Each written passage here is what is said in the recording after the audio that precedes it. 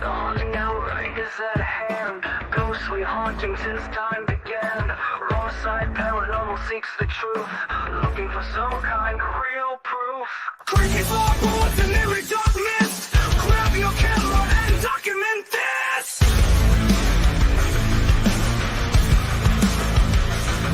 No time to run, no time to hide. We are catching all of this on the raw side.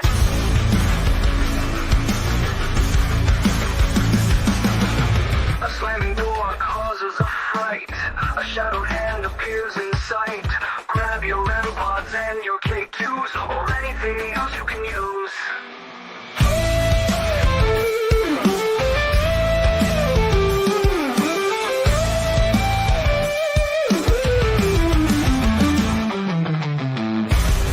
No time to run, no time to hide. We are catching all of this on the wrong side. A slamming door causes a fright. A shadowed hand appears in sight. Grab your AirPods and your K2s, or anything else you can use.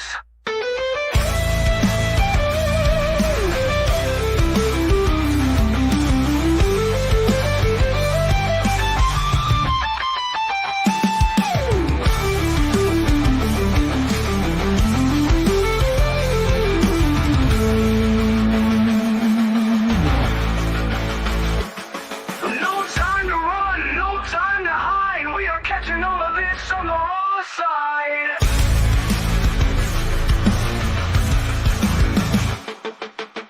The icy air touches your neck. You feel like screaming, but you stay in check.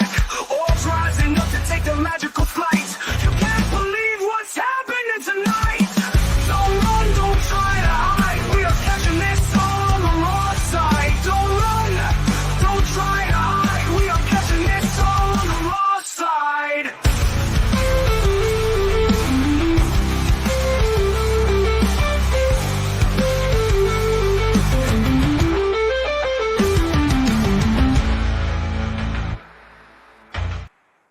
Hey guys, happy Sunday. How is everybody doing tonight? I hope everybody had a great weekend. The weather here has been gorgeous, and everybody's been looking forward to this interview. I hope Ryan's been looking forward to it too. Holy crap, man, I look like a hot mess, guys. So anyway, guys, put your hands together and welcome SrSpookfest to the show. Hi. Hi, How are you? I'm good. Oh, good. Actually, let me just do a quick shout out to everybody. I usually do that, and I didn't do it this time. Hello, Miss Carla. Hello, Sam, Faith, Dragon. Welcome. Let's see who else is hiding in here. Serene Rose. Hello, welcome. Everybody's welcome. I'm sorry if I missed anybody. Hey, how are you? And welcome to the show. Everybody's been looking forward to it. Oh, we lost him. Oh no.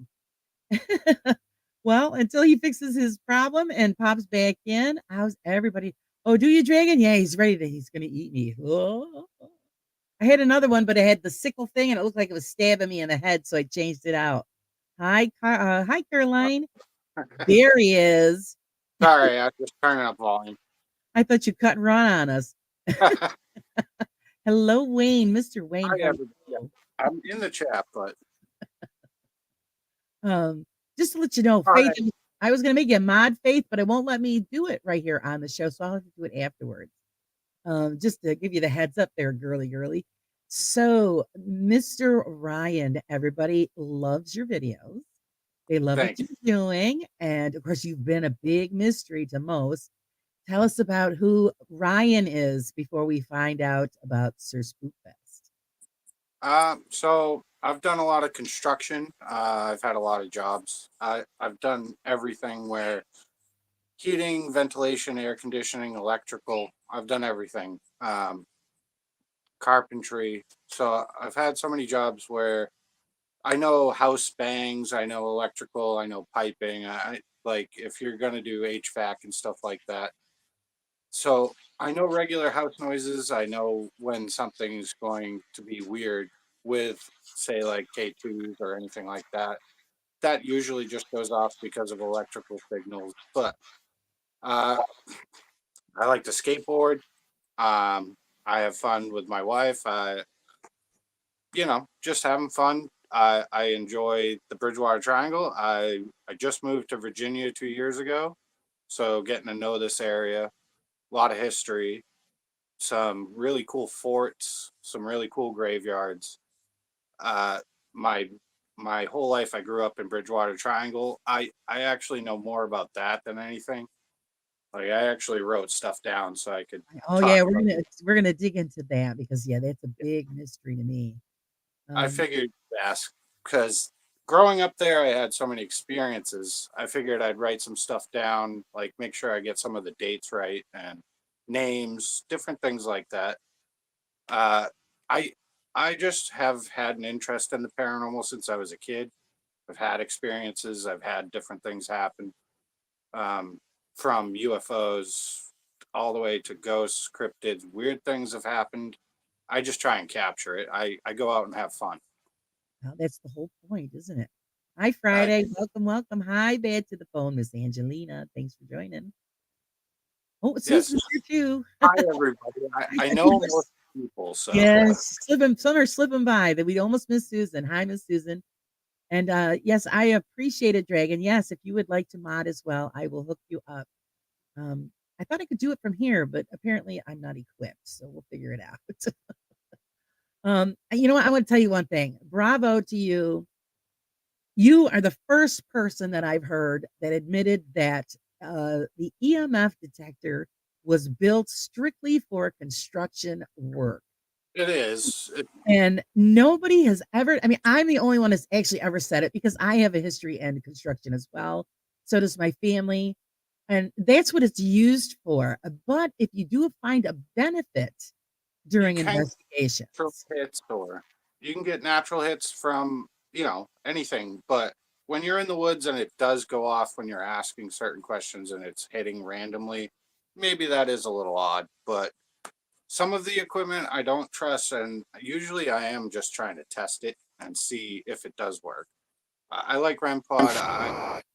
I think the best is actually your EVP or your spirit radio. It can work. It's just very difficult. Some equipment, not so much. Cat balls, anything like that. It's too random. right? Yeah, that's what I was going to say. When you run an investigation, what basically do you bring? Everything I have is I just use my phone. I have EVP, so my little recorder. I have the REM pod. I have my spirit box, and then I might do a few other things. Like I've been testing the bell. It is just a bell. It's nothing but like a little dinger bell. I hope one day it does go off, but um, that's not. It's not always about equipment. I think you can just go out and try and experience something at any location, historical or not. It happens all the time. It's not only at 3 in the morning or anything. Right, There, fantastic. there's old things like that. So my favorite story out of Bridgewater Triangle is actually a wizard in the town I grew up in. Uh, I wrote down a bunch of stuff just so I have like dates. Right. What you could do for me is explain to everybody what the Bridgewater Triangle is. Okay, so Bridgewater Triangle, Massachusetts. Early days was Native American Wampanoag land, and that actually turned to the colonies. So Plymouth Plantation. There's this whole area that's supposedly very high in activity of cryptids, different UFOs, ghosts, everything. So some of the stuff would be like Native American legend said Pugwudgies were there before even the Wampanoags were there, or an established complex of Native Americans. So before them, um, there's different things throughout the land of that area, and it's Freetown, Rehoboth, and uh, I wrote it down. I forget where I wrote it, but the amount of weirdity going on in the Bridgewater Triangle, it's just extreme. So you'll get ghosts, cryptids, UFOs. Some of the stuff in the area has been proven, like Freetown State Forest. There's been satanic cults and stuff like that. Growing up there, I've seen my fair share of like spook lights, what people talk about in that area. There's a Right. lot. Welcome, Chairman. Welcome to the show. Okay, so just hit it up. Carla wants you to elaborate on these things for us. Tell us pretty much, go through your stories. Let us know what you've experienced there. All right. So, first story I was going to talk about is actually my favorite story. So, in the 1800s, the devil, and this was an old mill in the town I grew up in Easton, and it's Bridgewater Triangle area, 1800s. This guy, John Seeley, actually built a mill, and his son Nathan was into witchcraft and had spell books and did weird things, and the town would talk about his son. So eventually, John Seeley died, and his son took over the mill. And one night, he was reading from his spell book and summoned the devil. And this is where the story of the devil's footprints come in the Bridgewater Triangle area. The devil's footprints happened because Nathan Seeley made a deal with the devil. The devil came to his mill out in the woods. I've been to this spot. I've seen the graves. I've actually gone out and investigated. So looking for the devil's footprints. And let me make sure I get this right. The Wizard of Mill Pond, Nathan Seeley came in and he took his book and followed the devils deep into the woods. His spell book and giant storm, electricity, the whole town actually, like that's recorded in like newspapers from the 1800s of a giant storm coming over the town. Nathan Seeley, as soon as he followed the devil and opened his book, had lightning strikes and all these weird things, creatures started coming out of the woods.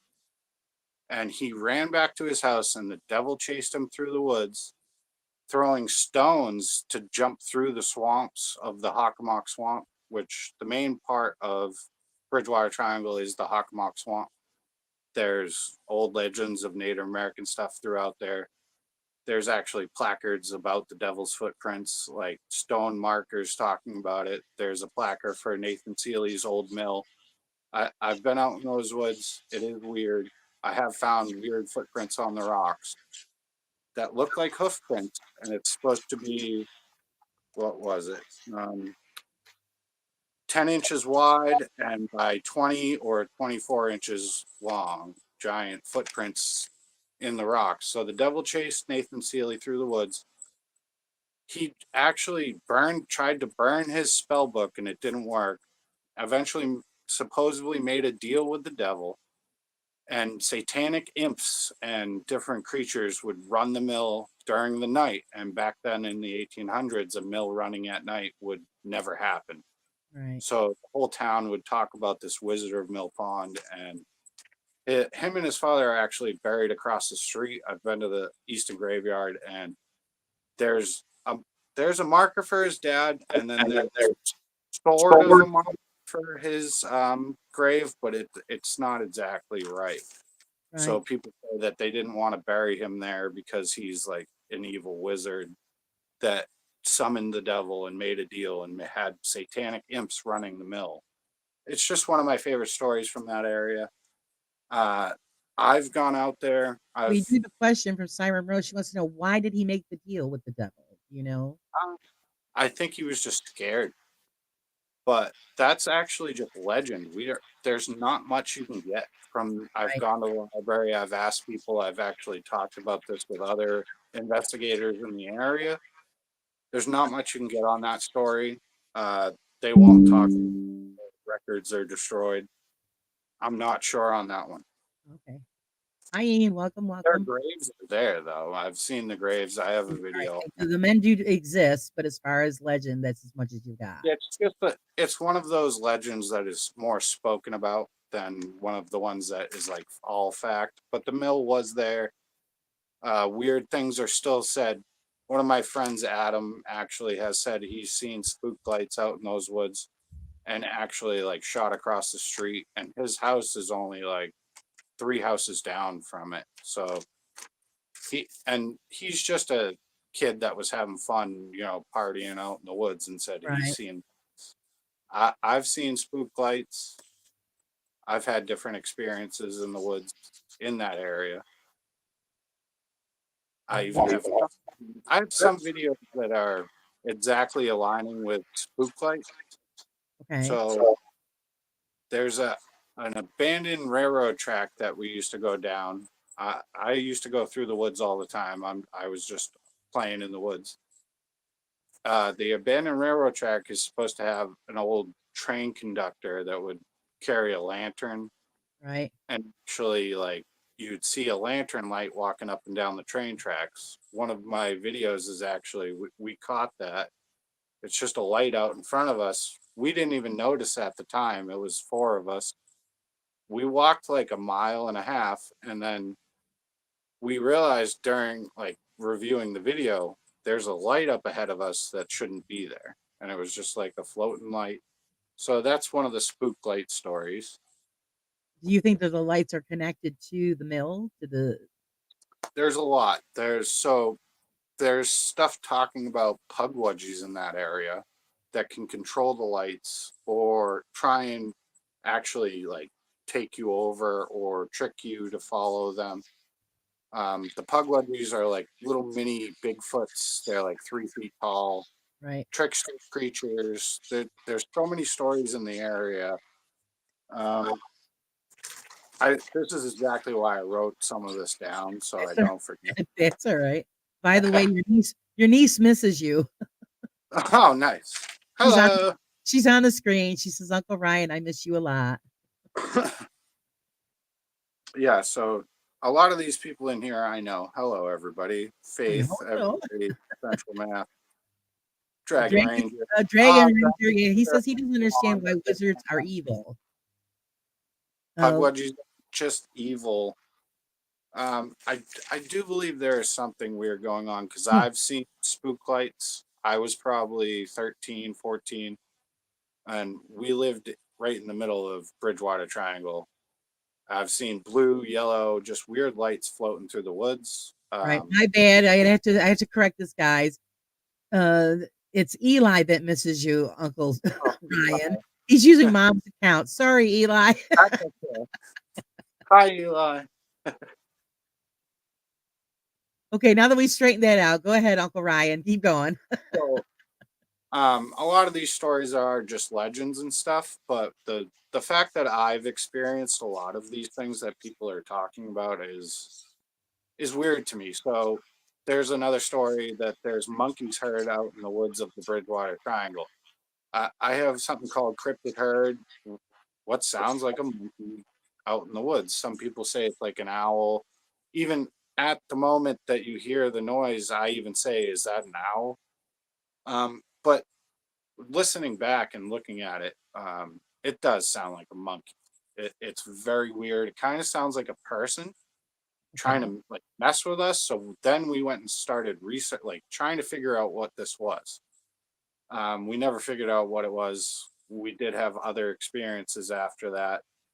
I've done most of my research in Bridgewater Triangle, but there's stuff down here in Virginia. Fort Monroe is insane. There's a lot of stuff. The last witch dunking happened down here.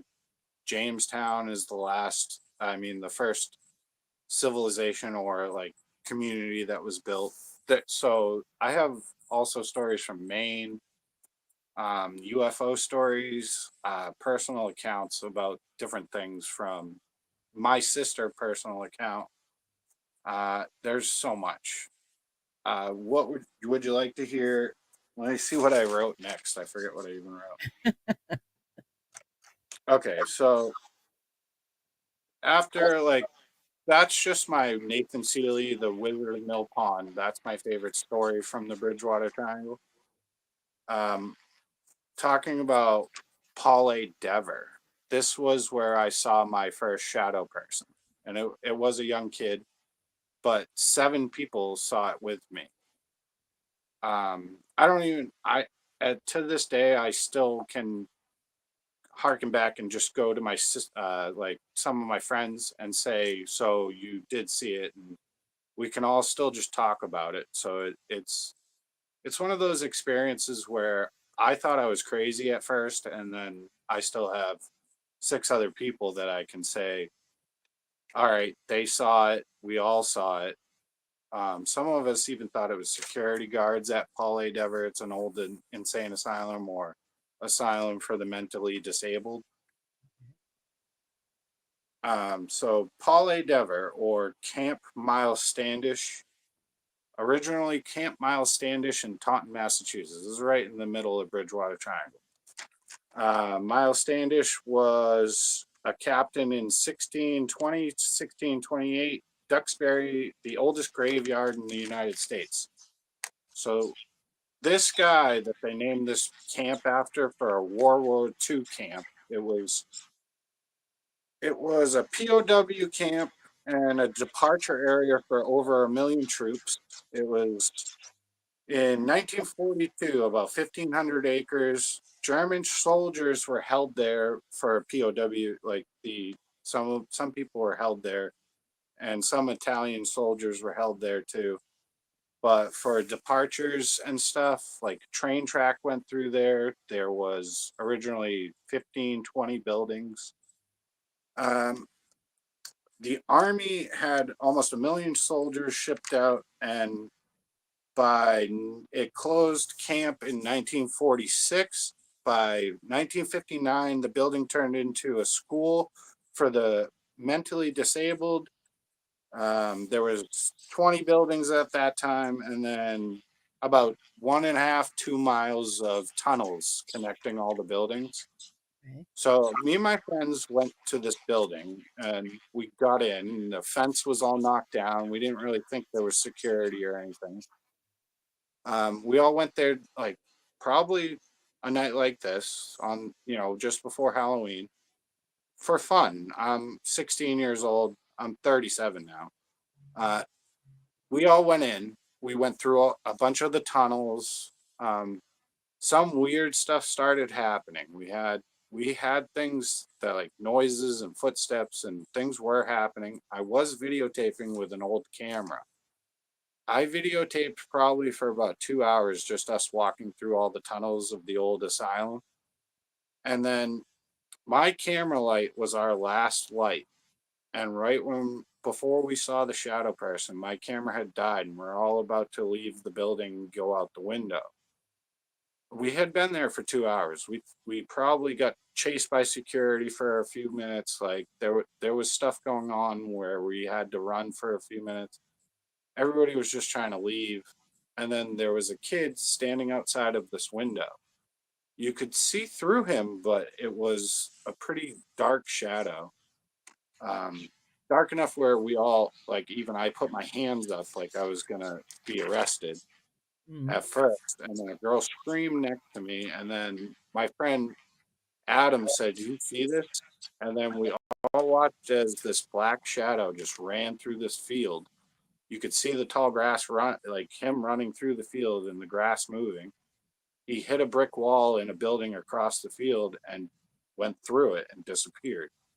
We all ran out and went and looked for him for about 20, 25 minutes. Then we decided we were leaving. To this day, my friend Mike, my friend Wayne, my friend Jen and Adam and Casey, all these people will just say, yes, we know what we saw at Paul A. Dever. I think it was just a kid seeing, a bunch of other kids playing and, doing something fun and wanted to join in. Right. Um, Stuff like that has happened to me a lot. So So it sounds like that you attract uh spirits to you.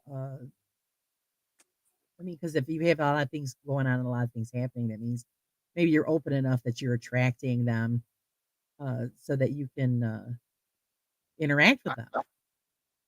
I think in certain places it's a little easier to interact. Because if you ask to anybody in that area in Bridgewater Triangle or certain areas, you're probably going to get a ghost story. Even the most skeptical person will have that, oh, well, one time. Right. Right. Um, Thanks, I, Sam, for popping in. Have a great night's sleep. Don't work too hard. I'm sorry, I'm not looking at the chat or anything. I'm That's just all talking. right. That's why I I sit and monitor. Hi, everyone. Thank you for coming in. Thank you for having me, by the way. Don't be nervous. So everything, everything's good. You're doing good. I, I'm trying. I've never been interviewed, so it's a little. Well, here you go. See? It's nice to be able to talk about it.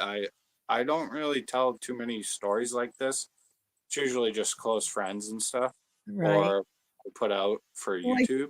find it pretty interesting because I keep hearing about, the Bridgewater Triangle and I you're think right there. You've been through it. You've been there. So I thought it would be pretty interesting for everybody to hear the folklore and your own experiences. I just wrote down like the most basic stuff, but there is so much. So one of the first graveyards is Miles Standish. It's from 1623 or something. That's a graveyard I've been to, and it's the first maintained graveyard with people from the Mayflower and Captain Miles Standish. There's cannons there, there's cannonballs, it's really small, but those were some of the first people to come over on the Mayflower. Right. The history is, I think it's so fascinating with what the stories are with some of these things. And then it gets into really crazy stuff because I've experienced some of this stuff. The next thing I wrote was Thunderbirds in Mansfield, Massachusetts, and police reports of 20-foot bird Robert Downey, 1971 police sergeant, and maybe a connection with Mothman and similar sightings happening, like more than one report. And a police sergeant reported a giant thunderbird. He called it a giant, killer bird in his cop car in 1971. So that's like an actual report. And then, so my story, I was with my grandmother. We pulled the car into her driveway in West Bridgewater. I looked up and so first I noticed a shadow and then I looked up and I swear I saw a 25-foot bird, a huge bird. And I kind of freaked out. And my grandmother goes, "What are you talking about?" And she thought I was just being a kid. I was probably like 10 years old. So years later, I meet my wife, and then she tells me her story about in Mansfield, a giant bird flew through the trees and like knocked branches down. And it was huge, like 15, 20-foot wingspan. So how much if I've had that experience and my wife has had that experience like 20 years later, and how much, and the police, Robert Downey in 1971 reporting it to his own police station, he, how do you say, okay, well, it's nothing. So there's something with weird creatures in those woods or pugwudgies, stuff like that is Right. crazy. And there was like no reports. Maybe it was like a giant owl or something like that. So why would the police sergeant report a bird he's probably seen before? Because we have crane in Massachusetts. There's cranes.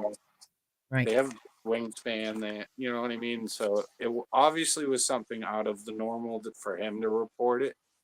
Okay. Uh, the other part is what I saw was definitely not. It it wasn't a bald eagle. It was way too big. What my wife described, I was like, "Are you sure it wasn't a turkey?" Because turkeys can be big and they can jump through the woods and jump through trees and stuff. Right. Um, Welcome, Michael. have to do with a lot of like, okay, maybe it is natural, but maybe it's just one of a kind and you saw something that was bigger than normal. Who knows? On some Right. of these, even I was only 10, so I can't say it was 100% a Thunderbird, but seeing the reports for that, um, the place it was seen is nicknamed Bird Hill from the Native American Wampanoags, and they supposedly named it Bird Hill because they said Thunderbirds had been taking some of their kids. Oh, So okay. I then you're looking way back. You're looking past like 1300s, 1200 before that. I'm not sure how far back that goes, but Right. so I wrote down everything, all these that are supposedly in the Bridgewater Triangle area.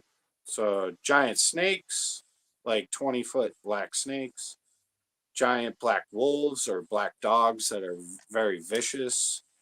Mountain lions or the mystery cat, that's been spotted.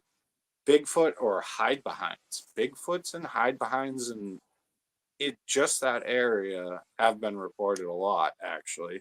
Hide behinds are some type of shadowy creature, but look furry, but they have big claws that hide behind trees and only go after people that are hunting or trying to destroy the woods or cutting down, like people that go and destroy some of the woods. Right. The hide behinds might come after you. So that's like an old legend too. Um, the Hockomock Swamp is 17,000 uh, square miles of just like swamp and wetland, and it is dangerous. I used to play out in those woods. Right. Yeah, because I There's was going to ask you how big this area was. so it's the triangle itself, 200 square miles, and it's the Hockomock Swamp is 1,700 square miles of swampy woods. Just there might be some houses, but a lot of the swamp is just swamp. There's not much out there. Okay. It's crazy woods. It is dangerous to go out in the woods. Uh, Not that dangerous though, because I mean, I grew up there and I played in the woods every day. So And you made it. I, So, a lot of dogs have gone missing down sinkholes and stuff. People do go missing in the areas of the certain woods. There's a lot of reports of, well, this was like 1980s, 1990s, where satanic cults in the Freetown State Forest, or Fall River State Forest. It's like connected with Freetown State Forest. Let's see, what else did I write? Hold on. So here's one report. 1990, the Pugwudgies. William Russo. So this guy is actually still in the Bridgewater Triangle. He's still alive. He just did, I think it was last year, he just did like an interview with people about his Pugwudgie experience. But here's his little, so it was about midnight. He was walking his dog midnight on Winter Street in Rainham, and a Pugwudgie came up to him and started asking him, "You want you? Uh, come to?" Or, "You want you?" Like trying to call him over. And he said he saw it under a spotlight, and it was a little pot belly, looked like kind of like a person with like a chipmunk face, covered in fur, 3 or 4 feet tall, and kind of like an little, Ewok.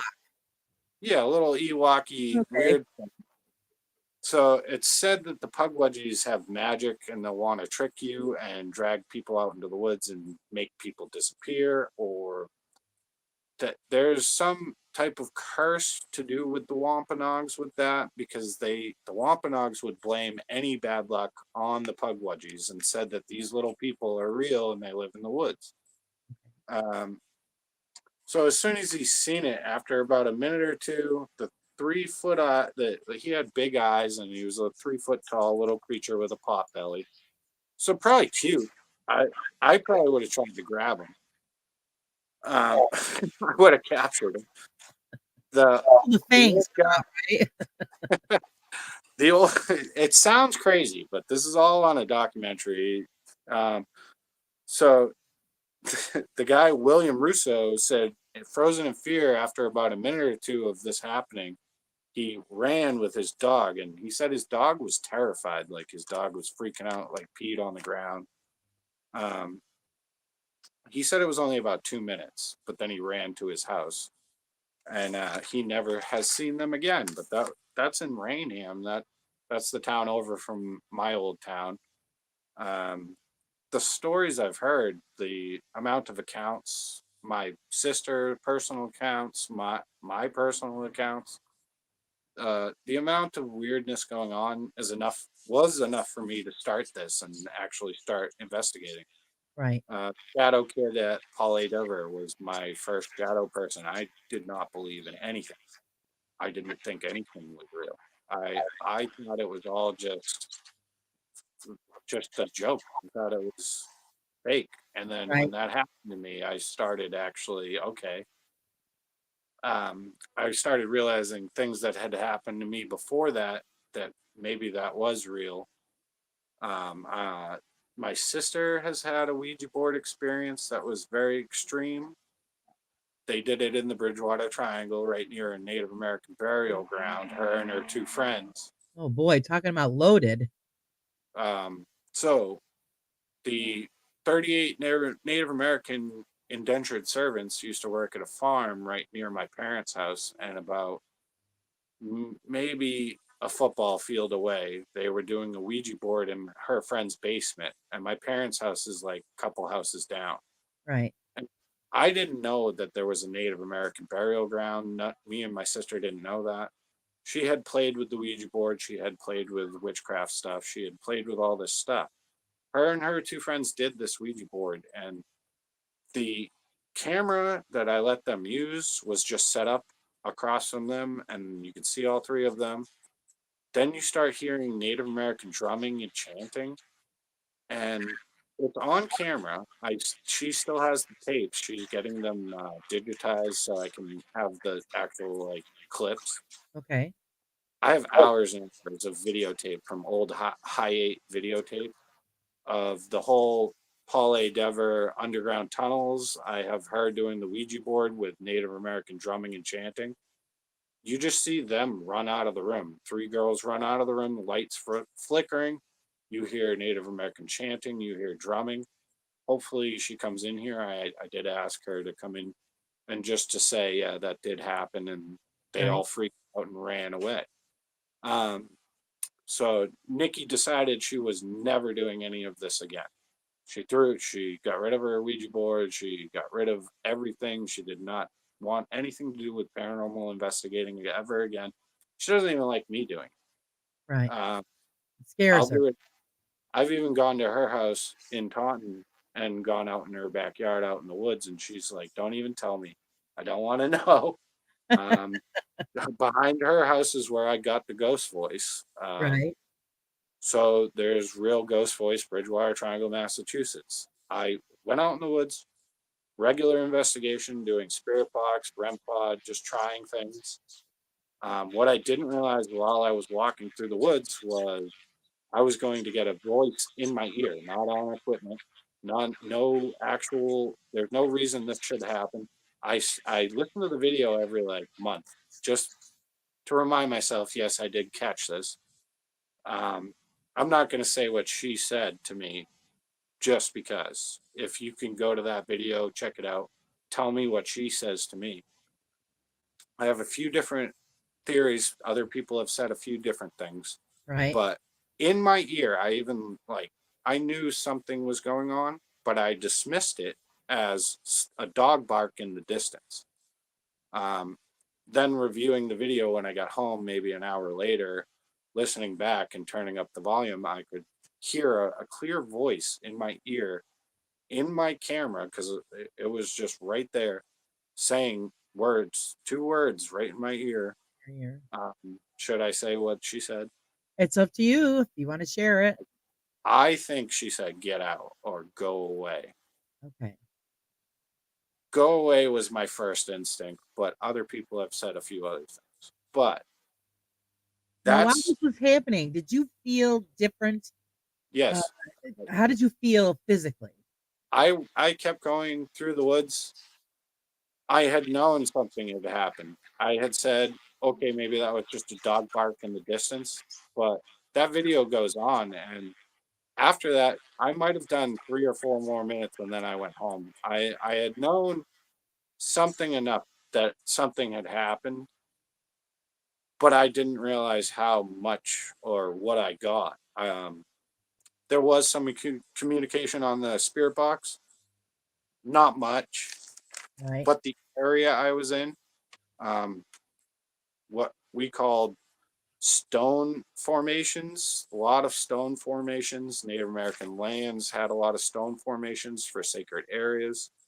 I think I just got yelled at by a spirit to go away. Uh, really, because I was out there for a half an hour before that happened, and it was probably just like, all right, go away. That's enough.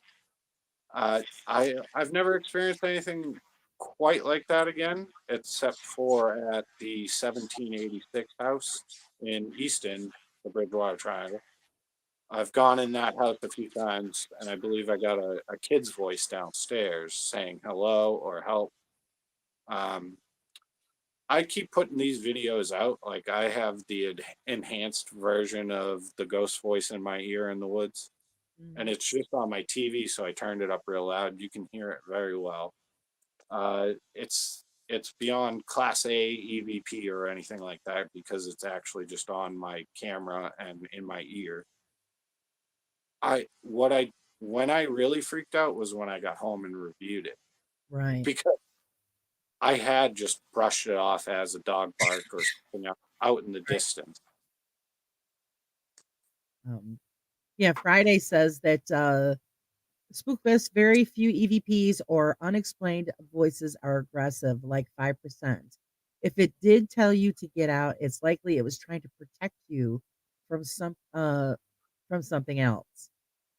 That's another thing. I don't think I've had any really bad experiences. Right. Nothing's evil.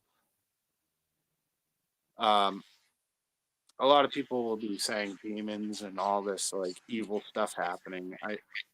I've only had Where's the go to? They always go to the demon thing. it's That's more about I will say demons aren't going to come after you unless I don't know. You'd have to do something really bad, or you're trying to summon demons. I don't think they just pop out.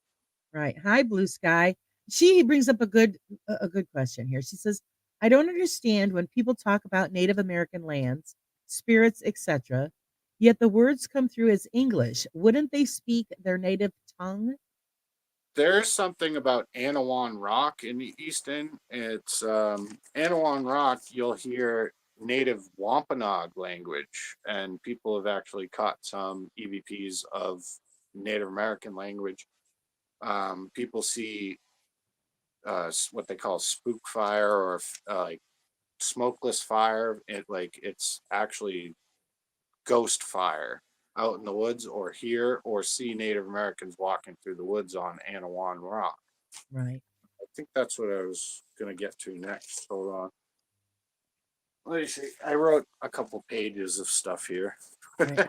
I think even Michael Perkeen had the same kind of experience where he was hearing It, speaking, so but it was in their own tongue. yes, Yeah. they might understand some English. I would think they would because they had to deal with the settlers, the English. So here's some stuff about Anawan Rock and like the Native Americans of this area in Bridgewater Triangle. Right. Hi, Anawan Skywalker. Go ahead. Chief Anawan or King Philip. Um, you can People have heard drumming or Native American speaking. Different recordings have been caught of actual like the language of the Wampanoags being spoken. Right. Phantom campfires have been seen while like hanging out near the rock. I've done my own investigation at Anawan Rock and we heard footsteps in the woods. We definitely all got really creeped out. We didn't see any phantom fires. We didn't see like spook lights or anything that night. But we were only out there for like 4 hours, so I'd have to go back and investigate that again. But Right.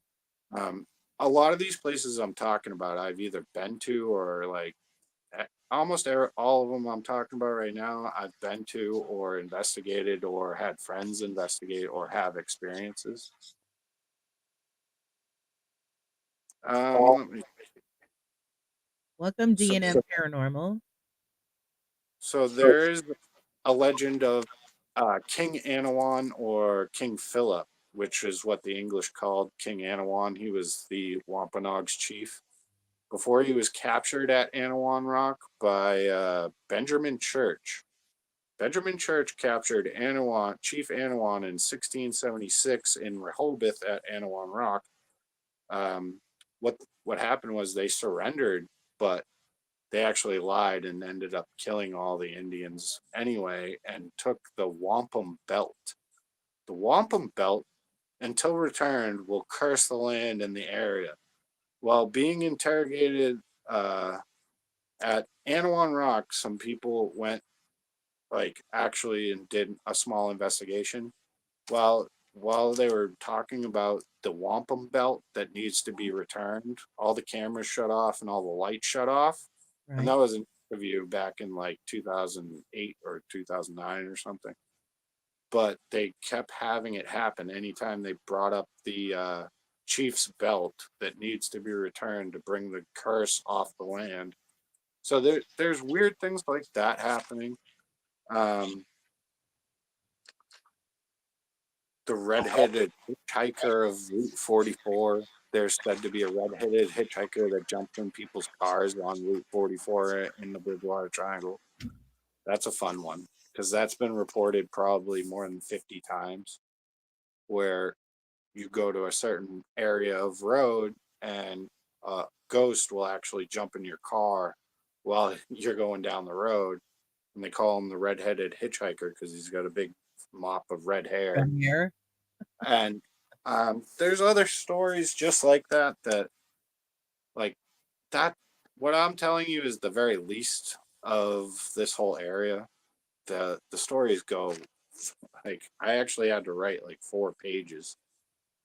So after that, phantom gunshots and like battleground sounds happening at historical buildings in the area. That's actually recorded by some of the teams that work in that area.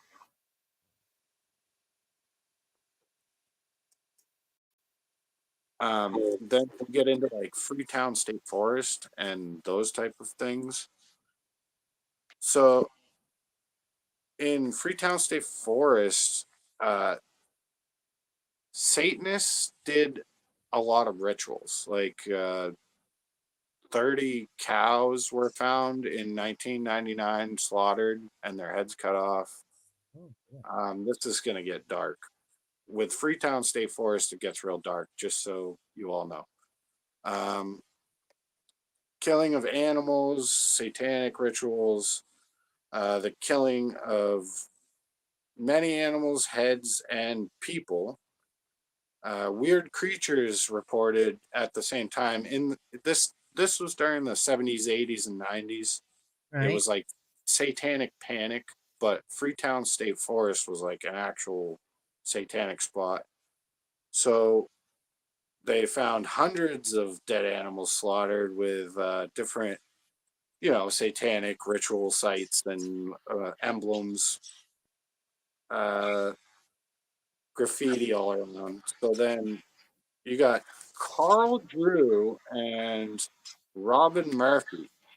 Carl Drew was the leader of the cult for the satanic area of Freetown State Forest, and Robin Murphy, the leaders, Carl Drew and Robin Murphy, bodies were found. 3 women, supposedly prostitutes, but one woman found tied to a tree with no head. Satanic ritual stuff happening all throughout, and that was Freetown State Forest. Mm. This is another one. Mary Lou Anders found headless tied to a tree by James Katora, and he's in life in prison. I don't think that had to do with it, but he was just a serial killer in that area and did a similar thing that the satanic cult had been doing. But 3 skulls had been found in the area of the Freetown State Forest. Um, yeah, there's a lot. I don't Now, even know have what you else. investigated any of these places? Yes, all of them. All of them. So Anawan Rock, I've been to. The Paul A. Dever State Asylum, I've been to. The Wizard of Mill Pond, I've been to. The old mill spot. I've done it all, and what I usually try and at least research some of it myself and go look at different spots. If I'm interested in it, I'll go and do it. And like my Real Ghost Voice, if you wanted, you could go listen to that right now if you want. It You'll hear it. It's something in the woods while I'm just talking and saying you shouldn't do this alone, and then Mm. you'll hear a voice right after I say that. Um, I've had a lot of weird things on my own videos. I didn't even get into UFOs. Still, like, these are just stories that I've had over the years of, I guess I wasn't even investigating until 5 or 6 years ago. Right. Uh, None of this is like online. A lot of my old tapes, like the Paul A. Dever, I have all the tapes. It's all filmed walking through the tunnels and weird things happening, except for that shadow kid. Right before the shadow person happened, my camera had died. I don't think we would have seen him if I had my camera light on anyway. It probably would have made him invisible, or I Washed don't know. out. Yeah. Maybe he drained my battery from my camera because it was our last flight, so we all had to leave after that anyway. We were all Right. like underground, walking through tunnels under an old insane asylum. So, what has been the scariest investigation that you have been on? Okay, I'm not scared anymore of ghosts, and I'm not scared about that. I don't think you're gonna actually keep. You might have an attachment, and maybe something might follow you home. I'm not scared about that. The scariest thing that's ever happened was my UFO experience.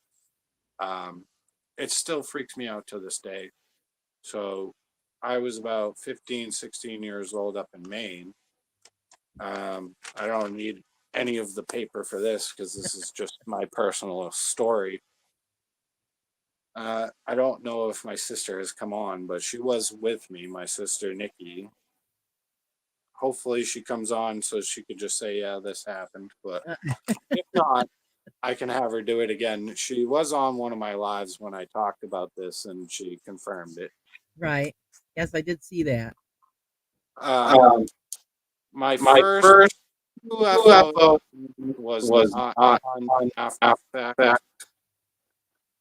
So So 6 of us standing there on the beach. We're in Bridgeton, Maine.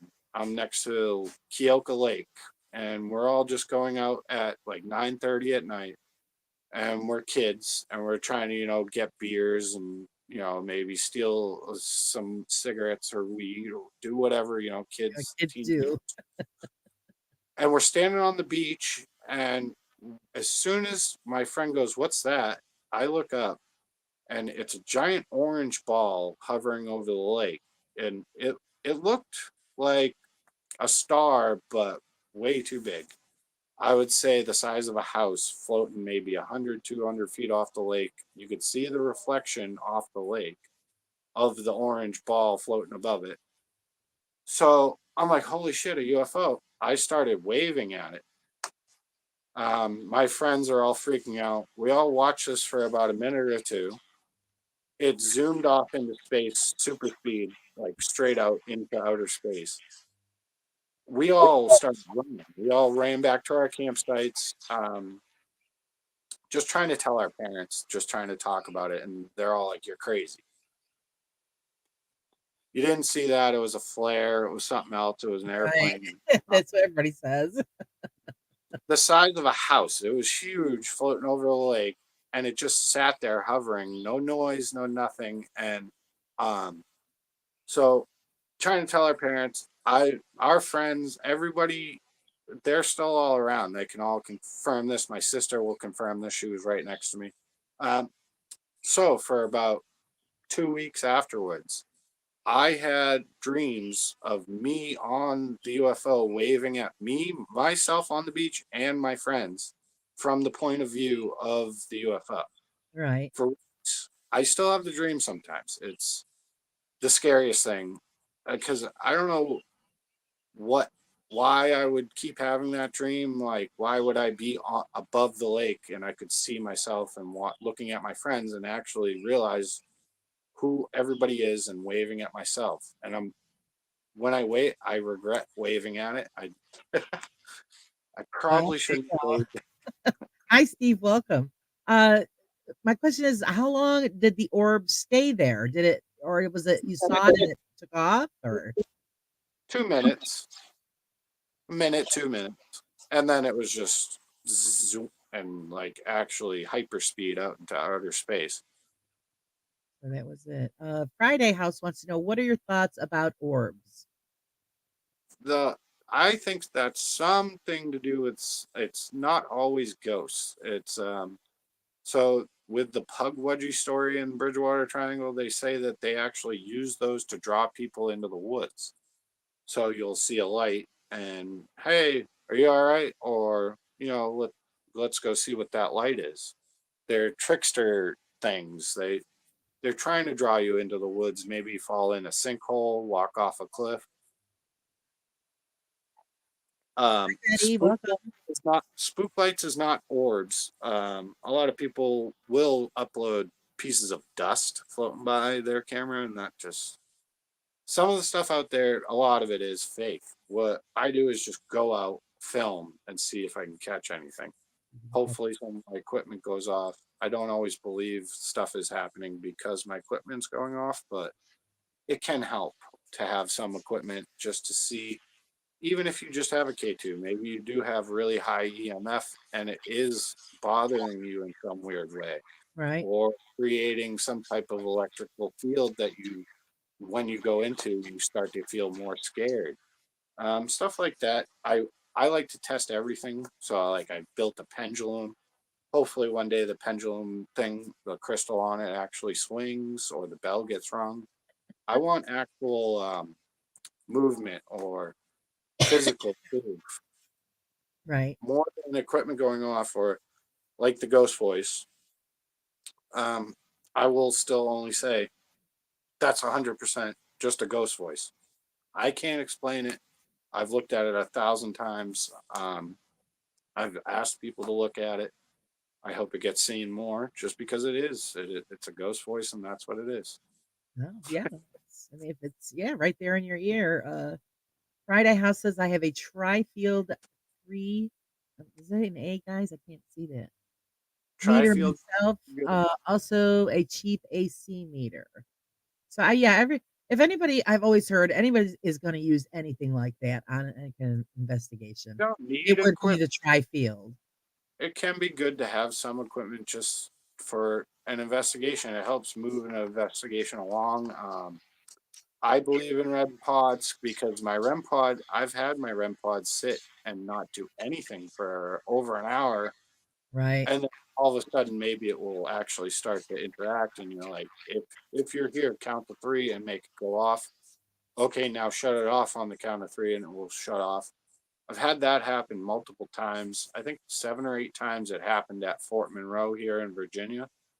And after 7 or 8 times, I just stopped. Like, okay, it's working. I don't have to keep asking if this is actually you. I can actually just try and communicate.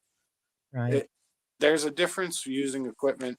Um, they're just tools. They're there to help a little bit, but the best evidence is yourself, your feelings, how if you do get a voice or if you see something, maybe you don't catch it on camera.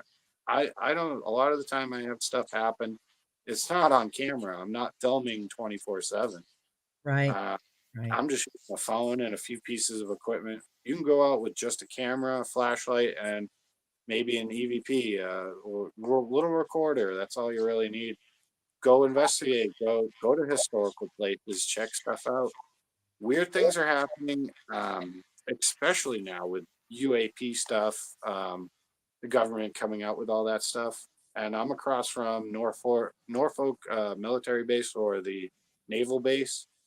So my house is directly across from a Navy base. Right. And last year, I was sitting on the front porch with some friends and my wife, and my son was outside. And I ran outside because I seen a weird triangle light, kind of looks like a rocket launch going past. So I film it.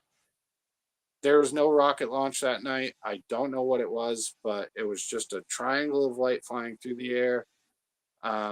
Only Real UFOs asked me if he could use it, and Only Real UFOs YouTube channel uploaded it, and he did, a zoom in negative version. It's not a rocket ship. It's not one of ours. It was something weird. I'm I'm pretty sure my wife's seen it, but I was the only one. I only saw it for maybe a minute, and Right. I filmed as much as I could, and then it just disappeared. But that's called something flying. I didn't know what to call it, so I just called it something flying. Right. The other night I went out and just looked over the military base, and I seen some helicopters and I seen some lights flying over. There was one orb that really didn't move much, and it went real slow past. Maybe it was just a helicopter, but it was interesting enough. I was like, maybe. So last year, the Pentagon has just come out and disclosed all the information. I think that was due today for UFO disclosure. What what they had last year was 17 days of what they're calling drones over Langley Air Force Base, which is only a couple exits from my house. This base right across the street from my house is right there, and Right. then another one down the road. And for 17 days had unidentified objects flying over them, and the military didn't know what to talk. So now that's just been released this year, and so now I should be looking out more, I guess. Yeah, paying more attention. Friday House has a question. He says, in your experience, external mic or no? External mic, I'm just using my phone, but I would love a better setup. I would like a better microphone. Still, really just digital recorder or a little recorder will pick up so much more than you can hear with the human ear. You really don't need a lot of equipment. You don't need to spend the money for it. Uh, you can have one or two pieces of equipment. I think manually operated pieces of equipment may be better. Right. So I do want to get a little music box that you'd have to wind up. And you know what I mean? You'd have to turn the handle. I'm looking for like physical activity more than like, okay, electronic stuff like what's it called, the dead bell ringer is all electronical, and the Oh, bell mic well, yeah, just I one. just looked that up the other day. The price on that is outrageous. You guys do I not buy don't, a dead bell. after I bought a REM pod, I said I'm not buying any more equipment. You don't need expensive equipment. You can just go ghost hunt. You don't need, you can Yeah, just I mean, if you want to try a bell, just get a regular stupid bell. so like the 1786 house that I was going into in the Bridgewater Triangle in Easton. There's supposedly a little boy buried in the backyard, and that's from the 1800s, and it was right after the Native Americans left there. It used to be an old farmhouse, and it, they said a kid died and they just buried him in the backyard. When I was doing an investigation upstairs in that house, I did hear, like with my own ears, hello or help or something, little kid sounding, and you can hear it on the video. And it was like right as a motorcycle went by or something. So it's kind of hard to hear, but you can definitely hear it. So all right, now I'm looking at two ghost voice that I can say, okay, I might have two ghost voice. I've been doing this for 6 years. Uh, Real Ghost Voice Bridgewater Triangle and that little kid's voice in that house are probably my best pieces of evidence. I've had objects move on this front porch. There was not enough wind to move the object. It was a little toy kitchen set my son had, and it shouldn't have moved the way it moved. I've had things fall in my house. Um, I have a ton of stories of just weird things happening. Friends accounts, my sister's account about the Ouija board and stuff. I wish she would come on here. I could try and text her, but She's probably nervous. I told her. Uh, hi, So Claire. Welcome, welcome. Yeah, it's now that you've moved, because you said that a lot of this happened when you were living by the Bridgewater Triangle. Now that you've moved, are you still having a lot of experiences? yes, all the time. Um, so when we lived up there, I moved down here not knowing where I was moving to in Virginia. I didn't know anything about Virginia. But we moved to what's called the Battlefield Triangle. So I moved from the Bridgewater Triangle to the Battlefield Triangle, and that's Williamsburg, Yorktown, and Jamestown. Jamestown was the original settlement. Pocahontas, John Smith, the original settlement of like You've the got a load of stuff that you could investigate throughout So Fort Monroe is the biggest stone fort with a moat fully surrounding it. There's something called the moat monster. There's shadow people running on those ramparts. I've gone to Fort Monroe and done investigations. Abraham Lincoln's ghost has been seen there in the Quarter One house. I've walked around the Quarter One house and done investigations. Had some weird things happen. The lady who knocks on windows, I've heard knocks on the windows at Quarters One at Fort Monroe.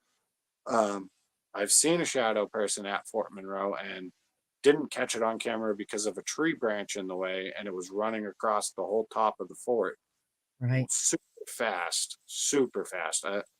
I thought it was like a bird flying by at first, but then I realized it was the shape of a person across the whole top of the fort, and the speed it was moving. There's no way a person was running that fast. If you watch that video, you see me kind of freak out and like, yeah, I thought I caught it. I didn't catch it. You didn't catch it. But It was too that's gonna quick happen. for you. Gonna So happen. You what is get on it. your list to that? Do you have a list of places that you intend to investigate?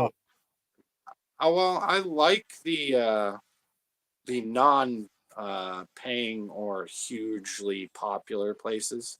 Yeah, that's I what we all want to see now. We've already seen all the big don't stuff, I don't think you have to go to, Waverly Hills. right? Yeah, you don't have to go to the huge spots. Um, I mean, I've been to Salem, Massachusetts. I've been to Lizzie Borden's house. You know what I mean? I don't think you have to go to those types of spots and pay a bunch of money to find out if there's any paranormal.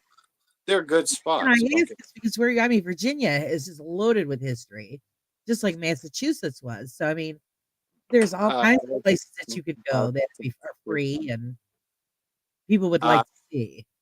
when I realized I could go to Fort Monroe, I was wicked excited. And I don't think you're supposed to really go ghost hunting on there at night, but I just figured if I'm being quiet and I'm not bugging anyone, it's not going to hurt anything. I can go investigate. I don't want to bother anyone. If anyone tells me to leave, I'll just leave.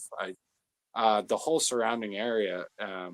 So I've done a battle station D Russie, and D Russie in 1914, 11 men had a barrel breach on a 15-inch barrel of a cannon that they were practice shooting. So they were showing off to, you know, just in 1914, the generals, they were doing a demonstration. The barrel blew up. 11 men died instantly. The commander, I forget his name, but his legs got blown off, but he was still trying to help with all the other men. So he was crawling around, and that's one place I can say is definitely haunted. I've gotten some activity there. That's where I got the REM pod to interact 7 or 8 times. Can you shut it off? Can you turn it on? Can you shut it off? So that's a place that you can just feel it. You know almost immediately when when I walked up to it the first time, I Right. almost immediately knew it was haunted. There's a lot more with the history and what Civil War ghosts, and a lot of people say Gettysburg. But if my next spot I really want to go, I mean, I've kind of taken a little bit of a break from YouTube for right now, but I want to get to Williamsburg or Jamestown or even Yorktown. I'm surrounded by battlefields. If I could just go sit out there for a few hours and see if I get anything, that's the best type of investigation. I think it's more interesting to me too with the type of history, Right. like insane history, which is local legends or even battlefield history. So yeah, I think people are becoming more interested with that than just the typical famous places. Yeah, That they've been overdone, in my opinion.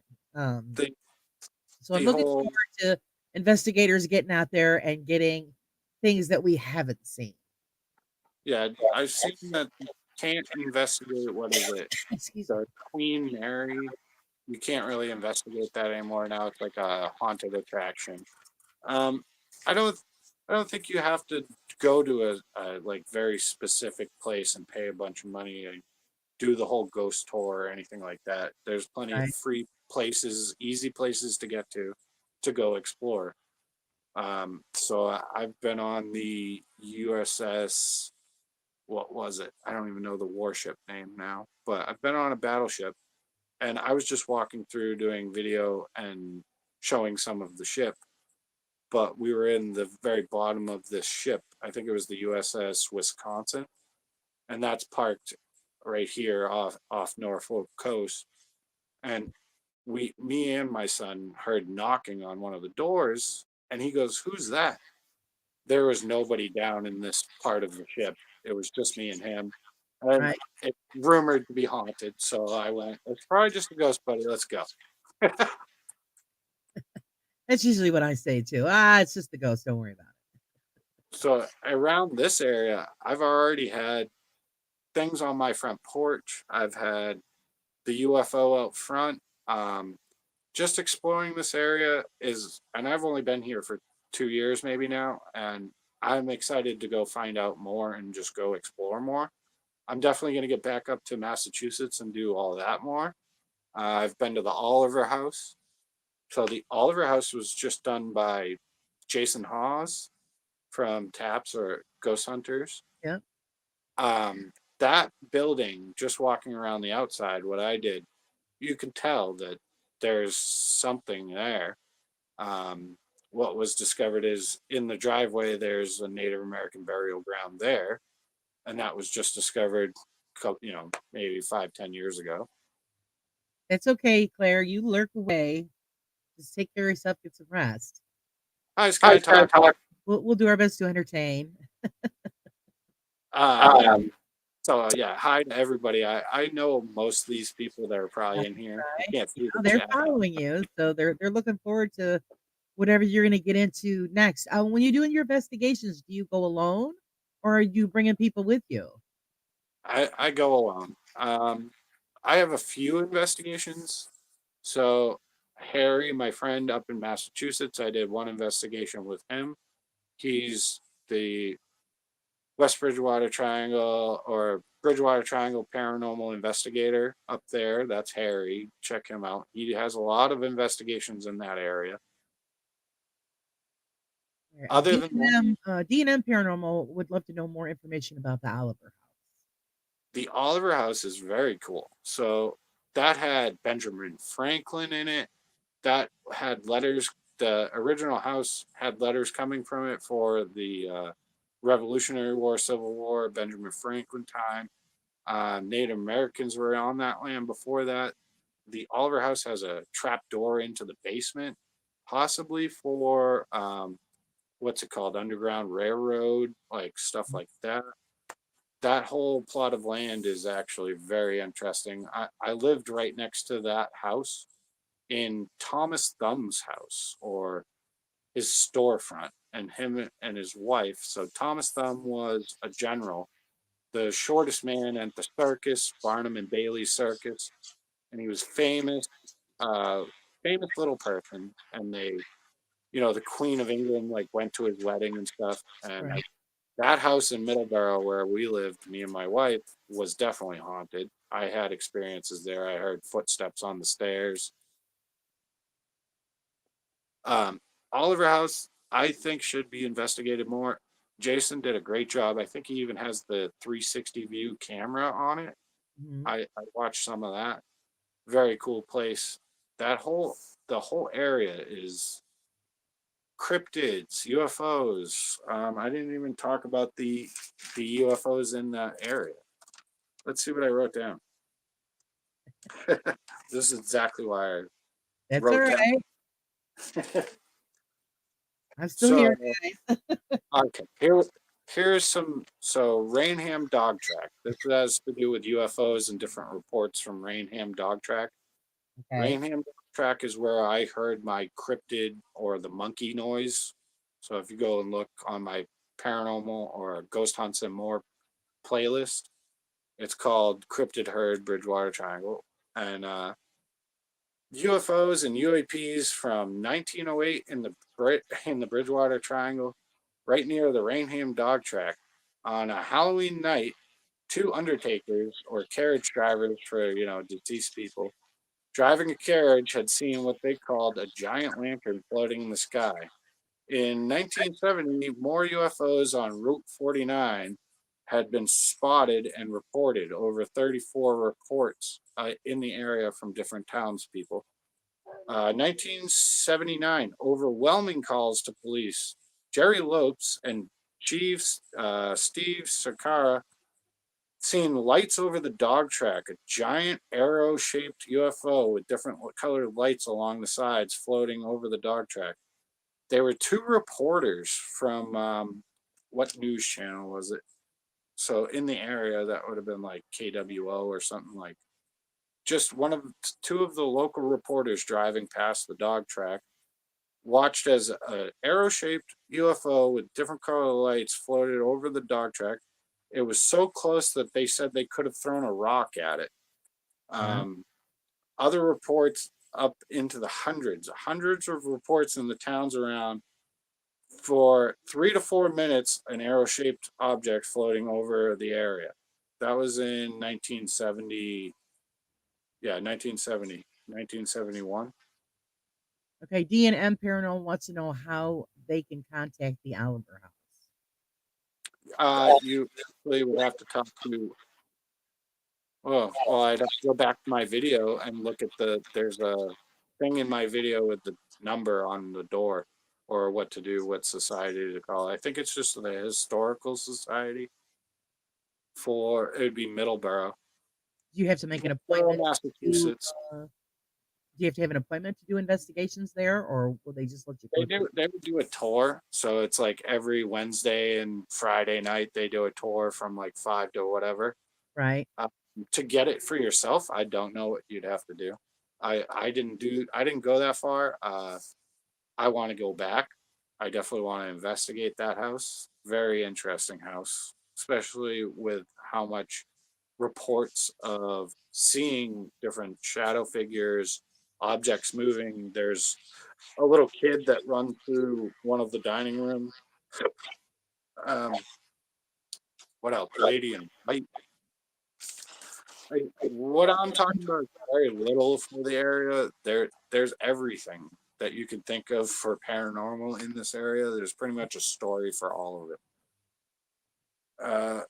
Let's see. What else did I write about Oliver House? You're welcome, DM. The 1928 Edwin Delbar, archaeologist. He's the one who actually did a lot of archaeology and dug up Native American grave sites around the area in 1928. Edmund Delbar. So the burial grounds that were excavated near Berkeley and Taunton River.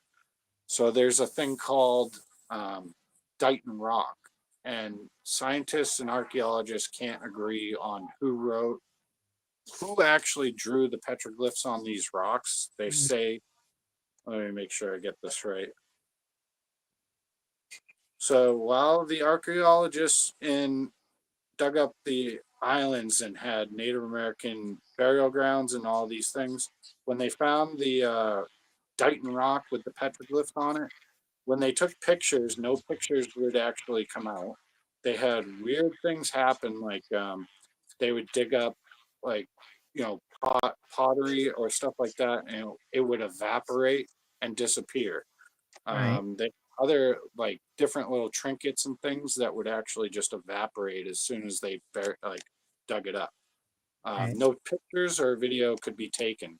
I mean, 1928, maybe their cameras were just failing, but I some weird other stuff like that happening in Dighton and Dighton Rock. This is the very bottom of the Bridgewater Triangle, so Okay. Freetown, Rehoboth, and Freetown, Rehoboth, and I forget what other town, but it's just a triangle. But they say it's actually growing because of the reports along the outside of the triangle are as mysterious. So they're thinking that this is actually part like growing out and expanding. Standing. Okay. Uh, so they think it's either petroglyphs from Native Americans, Phoenicians, or Norse Vikings, or the Portuguese, possibly from 1511 or before. But experts cannot say exactly how far back these petroglyphs could have been written. They could have been written even a thousand years before that. They can't date it, so they're not sure who did it. But between Native Americans, the Phoenicians, Norse Vikings, or the Portuguese, that's who they think might have written this stuff. And Okay. it's just giant rock with petroglyphs all over the side of it. I've gone and explored around it. I didn't get to go in and see the rock because it was during COVID, but it was right there in the building, and I explored the whole area in the woods and everything. Right. There's old foundations, there's old graveyard, there's all these paths through the woods. And what's said is 1,000 feet from any water source in the Bridgewater Triangle would have been a Native American encampment with Wampanoags or different tribes of Native Americans. Okay. So you'll find anything like pottery, arrowheads, Right. Hi, Raven. Yeah, it would crazy. be nice to see actually photographs of that. Um, if you have any of those, it would be great if you put them up on your I site. I would say check out Bridgewater Triangle, the documentary. There's actually just a movie or a documentary called The Bridgewater Triangle. Oh, It okay. shows all this stuff that I've been talking about, and it even shows some of the people talking about some of their experiences. Oh, okay. Very cool. Um, Having the personal experiences like seeing spook lights, having a monkey sound in the woods, those have been reported hundreds of times in that area.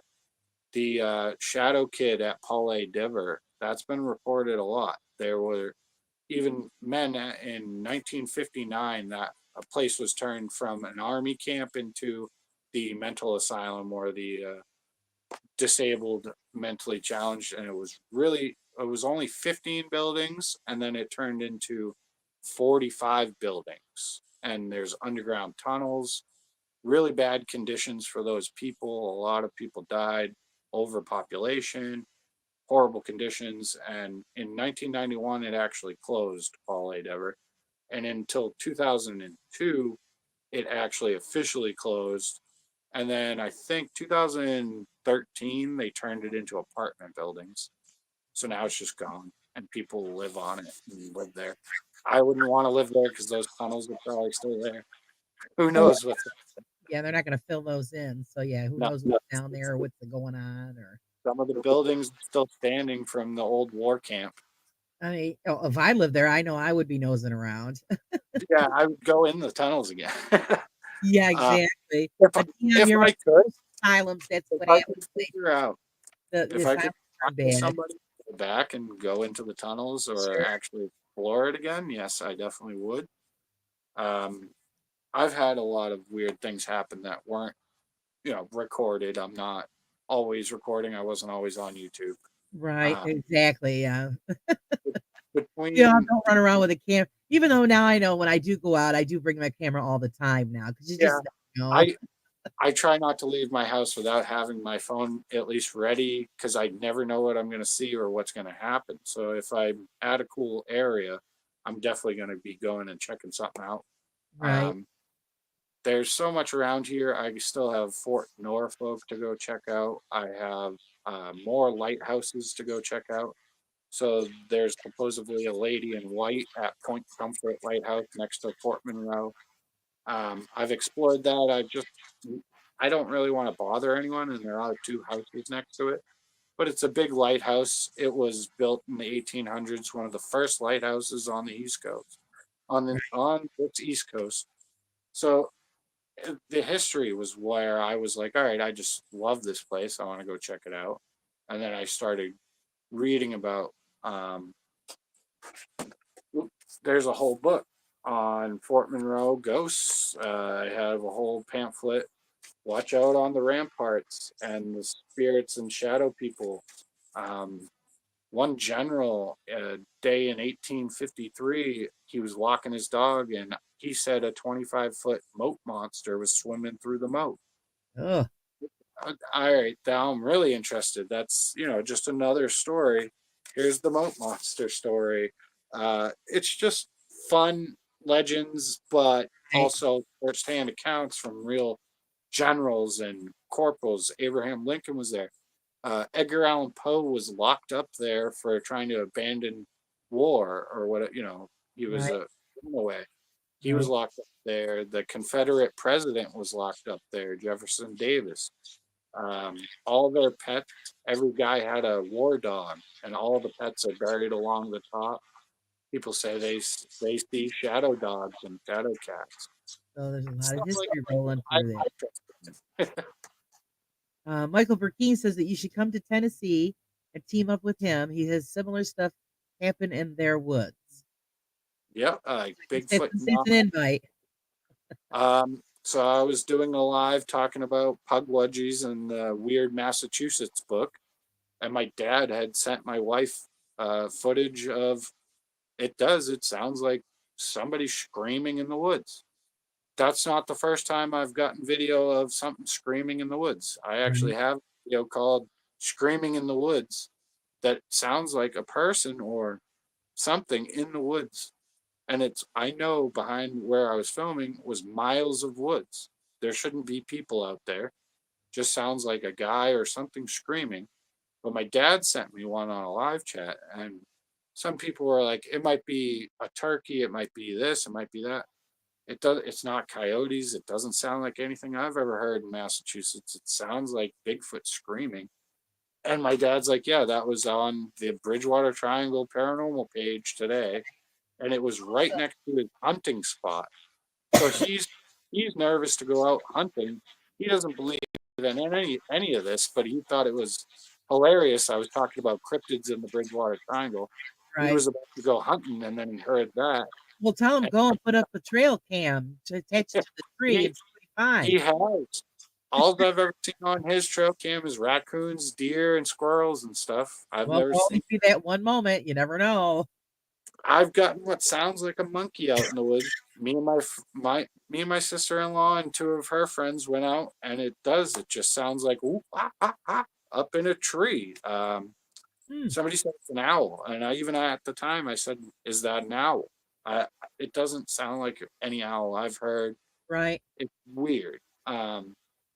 A lot of these things, if you just go through my Ghost Hunts and More playlist, you'll see them. They're usually right at the top.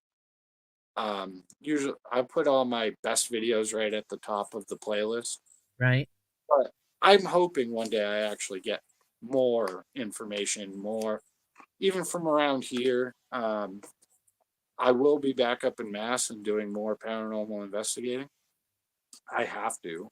There's a road called Red Mill Road, or there's other roads where you might have a phantom truck chase you, flash its light, and then drive you off the road. Uh, Cacao Road, Cacao Road in Berkeley. So an old dirt road where a big truck will run you off the road and flash its lights at you. So that's another one of those stories that. Right. So pugwudgies have the ability to go invisible, shoot balls of light, or possibly possess you.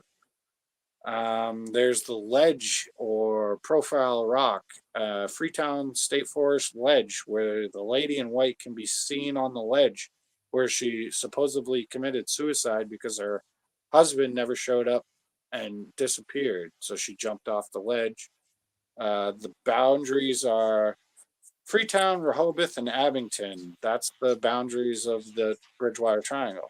The Right. Oliver and I I'm glad I wrote a lot of this down just to have some dates and some names and stuff. Because I forget a lot of it. It's Well, it's a just lot of rough information, so it's hard to absorb sometime everything. when it's like 50 different things and different stories and it's all intertwined, you start to mix things up. So now just learning about Virginia and stuff, the battlefields, the amount of people saying they've seen shadow figures or old, what look like war reenactment soldiers walking through the fields at night, but then they just disappear, or seeing lanterns and lights going through the fields. Uh, That I would phantom love to see. phantom gunshots and cannon shots. Mm. That's a Thank big you, one. Betty, for joining us. We I would appreciate you love coming. to hear a phantom gunshot. Yeah, that would be great. Friday House has a question. He says, have you ever considered a parabolic mic? I'm sorry, my guys, my eyes are all watery. Mike, so you can get a better recording off of the screens. Yeah, I could. So a lot of the things that I have caught that are just voices in my ear or screaming out in the woods, you Right. don't need the parabolic mic. It's just you can hear it. Scary screams from the woods. We still don't know what happened. We heard police sirens, but the screaming continued for probably 45 minutes. Right. The sirens went away and we still heard the screaming, and then it just kind of stopped after that. So I don't know what it was. Maybe it was just a person out in the woods doing something crazy. Around, right. I think maybe why he asked that question is because then when you go back to analyze your data, maybe because it'll just bring it out, enhance more. If you Enhanced, have right? I like I think I need like an actual camera. I need a actual computer. I oh, need some better. yeah, that helps. It's a couple $1,000s and stuff I would really want. I want a Right. drone. I would like a music box that does that, like motion sensor music box, but One piece yeah, at a this stuff is time. all expensive. But I know, yeah, because that's what I do. I'll record it on my digital recorder, and then I put it on my yeah, editing software, and that because it enhances the sound, it makes it sound a little stronger. I've So you can pick it up. used an phone, so I can't really do editing and stuff. I don't edit. I just will film for an hour or two and then see Put it what I out get. raw. Yeah, if I get lucky, I get lucky. Right. Friday says, yeah, camera and computer first. Yeah. Yeah, I Do definitely the need a same computer. thing. I bought this computer and then didn't realize I was going to get so involved with the YouTube channel, and I should have got a better computer. But that Hey, what do you do? save the penny. It might take a I while. do have an old laptop, but it doesn't really help much. So Yeah, because it doesn't have the software you need to I handle need all the stuff that you have to use. I need an actual camera too, because my phone I can zoom in, but it's not great. I would like my night vision back. The old high 8 camera that I had that I videotaped Paul A. Dever with, or the Ouija board session my sister filmed, Right. had night vision. You could zoom in a lot and it would stay clear. These tapes are all, every one of them. I have probably 100 tapes of just different weird things. I didn't catch the UFO up in Maine, but there's just tapes of, you know, parties or me skateboarding, and then a couple hours of the Paul A. Dever tunnels and creepy footage of that. The Right. Ouija session with my sister and her friends is my main goal to get out, because I know a lot of people don't believe in Ouija board. I know a lot of people don't even believe in ghosts or paranormal at all, which is Welcome, fine. Sarah Panther. Welcome. It's okay not to believe. It's good to be skeptical. It's good to question everything. But when I watched it back with my sister, she said she's never watching it again. I was freaking out because you can hear Native American drumming and chanting. The lights are flickering. You see the girls run out of the room. They left my camera recording for 3 4 minutes. It's just do do do do do do, Ah, and you hear it very clearly. I don't know if the planchette was moving or not. I have no idea what exactly started them running away. right. But then I thought she was playing a joke on me. She never touched the Ouija board again. She stopped all her Wiccan stuff. She didn't want anything to do with It's any of scarier, it. yeah. Well, it can be scary. I mean, you've got to watch what you're doing. So I've gotten pinched on this front porch.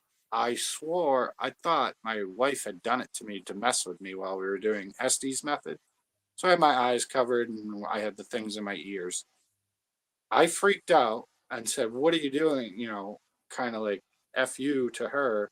She's like, "I didn't touch you." So then I watched the video back. I didn't see anything. I just know I got a weird pinch on my arm. Uh, Not a mosquito bite, not just any, regular. I really thought she pinched me. Right.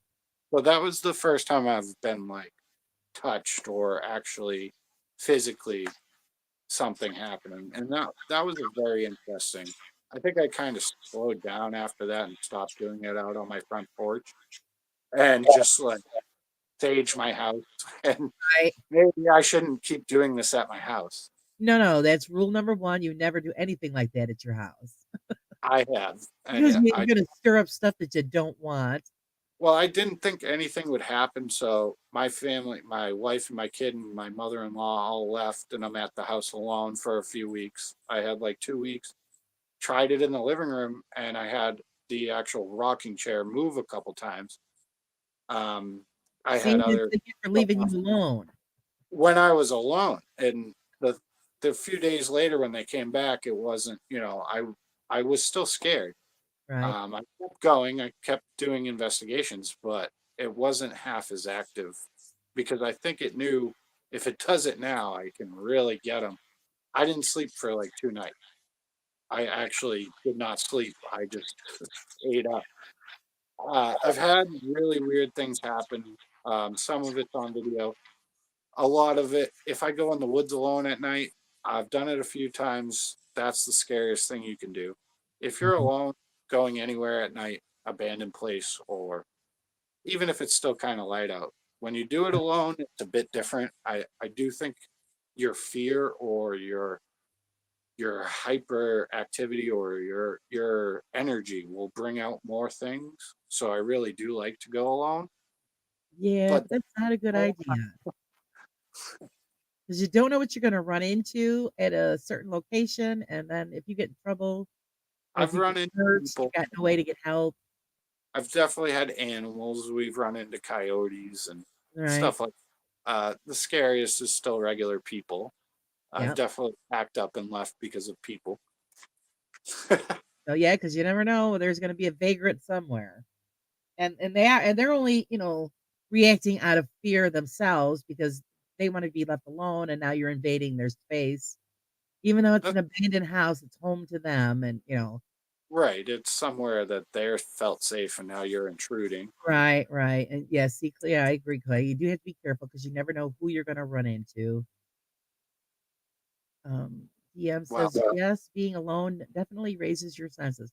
Well, sure it does because that adrenaline starts kicking in. So I've done a few beach investigations over here, and that's Willoughby Spit Shadow Person, and one of them I actually turned around, saw somebody standing next to the ocean, and when I turned back around, he was right next to me, so I freaked out and left. Uh, I think I did catch him walking down. He was when I was leaving, you could see in the streetlights somebody walked past. It was like midnight, cold night, last winter. Nobody was around. I didn't see anybody. I didn't notice that person walk past. I don't know if that was a shadow person or not, but I do say it was something weird enough where I ran. I've run away a few times, but Right. usually I don't. Animals might make me run away, but other than that, Yeah, I depending on what's chasing you, I agree. You never know. I Oh, think Battlefield one should be a good one. I'm hoping Jamestown or Williamsburg, but I'm really looking forward to more mansions. There's a lot of mansions around here that were old colonial houses and stuff like that. oh, I that could would be the great. witch's house of Pungo. So the witch of Pungo was the last woman to be dunked by a witch accuser, and Right. they tied a Bible, 15-pound Bible, with a chain around her neck and tried to drown her. Yeah, I do. I've heard of that story. Yep. She was let off and lived to be 82 years old. Her house, her little cabin, her area is still over there, and that's not far from my house in Virginia. The Shenandoah Valley. So that whole range of mountains over there is like the Appalachian Trail. Hmm. A lot of stories of cryptids and weird ghosts and stuff like that. I'm gonna probably get over to the Shenandoah Valley. George Washington's house is near here. There's so much stuff on different little areas that I got to go check out. Roanoke, the missing colony of Roanoke, 117 colonists disappear Right. over a few months, and when the captain came back to the colony, it was abandoned, and the only thing he found was Croatoan on a signpost. So Got mysteries one like on the list. that, there's so much around here that I have to look into, and then go back to Bridgewater Triangle, and Right. then I'd go up to Maine again because there's so much in Maine. So much, I there's so much can't everywhere. even So think. just grab that camera and Yep. record so that we can look forward to seeing all that stuff. If you guys have any questions for Ryan, let's read them out. Let's get those questions out and on the board so he can answer up before we end the program. Yes, thank you. I've had so much fun just talking about this. Thanks so Oh, I'm much for glad. I'm glad. That's the whole point. yes. Um, it's the whole point of it. Like I said, you said you were nervous in the beginning. There's no reason to be nervous. We I we couldn't don't be. mind unless you want us to, and it's all it is, just the chit chat. DNM I says you're going to enjoy Mount Vernon. Mount Vernon. I definitely want to get to that. Make sure you check out the distillery too. The distillery. Yeah, some beer halls and Have a little stuff. bit there, a little bit, little bit. Um, Friday wants to know, what was your first paranormal experience? Uh, m- the first weird thing that happened to me was actually a Ouija board. I was probably 8 or 9 at my grandparents' house in Cape Cod, and they told me not to play with the Ouija board, but I decided I was going to play with the Ouija board behind the couch. Uh, Tried for a few minutes, then the planchette slid all the way across the board. I freaked out, went and told my parents and my grandparents, and crying and freaking out. That was my first instance. I was only like 8 or 9. Pretty much got convinced that it's just you probably kicked it or something happened and it slid across the board. But I just remember really freaking out and crying. Other than that was the shadow kid at Paul A. Dever Old Insane Asylum in Taunton. Um, I didn't really believe in anything. I thought ghosts were, it's just fun, old Right, legends, history. All right, I'll go check out an abandoned asylum, whatever. We're going to have some fun, walk through some tunnels. But when that happened, my whole view of things, okay, there can be shadow people. That means that there are ghosts. We saw him. We know what we saw. We all saw him. So it wasn't just me freaking out. right. Um, Talking about it nowadays with friends and stuff. Even my friend Mike will say, "Yeah, you you freaked out and put your hands up," and I'm like, "Yeah, that's exactly what I did. I thought we were under arrest." He's like, "Yeah." So, and the girl next to me screamed. I remember her screaming. So, and then another time after the Shadow Kid, maybe 2 years later, so I'm like 17. Up in Maine, we went to an abandoned house that had what they called the oldest light, and it was a light bulb in a window in an old abandoned farmhouse that had been lit up for 100 years or whatever. So we went in and we're walking around looking at everything, and it's all just full of old stuff, and the light bulb sitting there on the window lit up. And we heard a bunch of footsteps coming towards us and slamming, door slamming. So we started to run. My friend Josh kicked the cord to the oldest light bulb and broke the light bulb, and the whole house shook, and we heard noises. I was 17 years old. We ran out of that house so fast. Could have just been a homeless person trying to scare us away. And my friend Josh had just broke the oldest light, the legend in that town up in Right. Maine. Broke the legend. Oh, no. Oh. So we don't know what it was. We ran. Dragon Ranger wants to know, just out of curiosity, Ryan, how did you get into woodworking? Woodworking. I guess I've always did stuff. My dad and me built go-kart, tree house. I've done carpentry. I've done electrical work, HVAC work, heating, ventilation, air conditioning. Decided I wanted to make some wands and some walking sticks, and started making wooden daggers and these things, and just it's just for fun. Um, so I've given one to Michael Birkin. Me and him traded. His little letter opener knife's right over there. But yeah, I started putting stones in them, and they're just cool. Nice. Yeah. Very nice. I got funny ones that I made. I made a bob. Oh, that was cute. Just having fun making things. I've Right. always made stuff. Well, very interesting. Actually, you should do a bunch of them and put them out on a merch store for yourself. Yeah, People like that kind of stuff. I got one for Dragon Ranger. I'm gonna send them out soon. Very nice. Very nice. Friday said he did HVAC for 8 years. Yeah, HVAC's fun, huh? I've done duct work, all sorts of air conditioning stuff. I did 3 years of electrical school too. I was going to be a full-time electrician, but I got busy, and now I just do my side jobs and small construction jobs. Put up ceiling fans, lights, put in cable, whatever. Right. Hey, it's a good trade. Uh, I have several people in my family that do that. I do some of that myself, but once I got electrocuted twice, I said, well, I think that's enough for me. So I leave the Yeah. electricity to the guys. Sometimes you can get hit. I've been hit by 277. That's no fun. Yeah, no, it's Nails off. oh my Yeah. goodness, it must have been awful. Well, your fingernails are all just black and gone. Yeah, it's just a crispy critter. Friday says only 2 heat strokes. That's If you're in an attic, yeah, the attics and the crawl spaces and stuff can be real fun. it's So horrendous.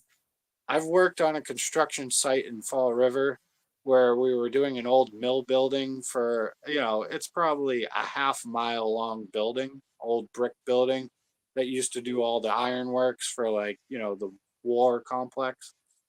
And they're turning it into apartments. And there's a whole underground where you have to crawl. You can't stand up, so it's only 3 feet tall. And I'm dragging bundles of wire, a half mile Right under. over. One of the guys didn't come back to the job. Said he's seen somebody down there crawling towards him, and he said he's never going in the building again. And he quit. He quit the next day. He never came back. Scared the crap out. When we were doing that building, it was the old mill in New Bedford. It was scary. You go underground under the building, and I always felt like somebody was watching me while I'm pulling wires or digging trenches or putting in pipe for some of the conduit. I never had worse experience. I didn't want to work down there, but the job has to get done. I needed to get paid. But at least 2 or 3 of the guys said they had weird things happening, tools missing, tools moved. Stuff would fall on people. A lot of people got hurt on that job. I've been on construction jobs where people died while I was working. Dangerous. Yeah, I had to actually leave a job site. We were working for a big drug company, AstraZeneca, and one of the walls flipped over and crushed two of the guys off a hill. They said the machine got stuck on and wouldn't stop going forward, even though the guy was trying to stop it. I was right there in the window. I was actually doing the caulking, like fire caulking all of the piping through the building. Right. Right. And just seeing this machine flip over, smash, big cloud of dust. They're like, everybody go home. And when I found out the next day, two guys had died.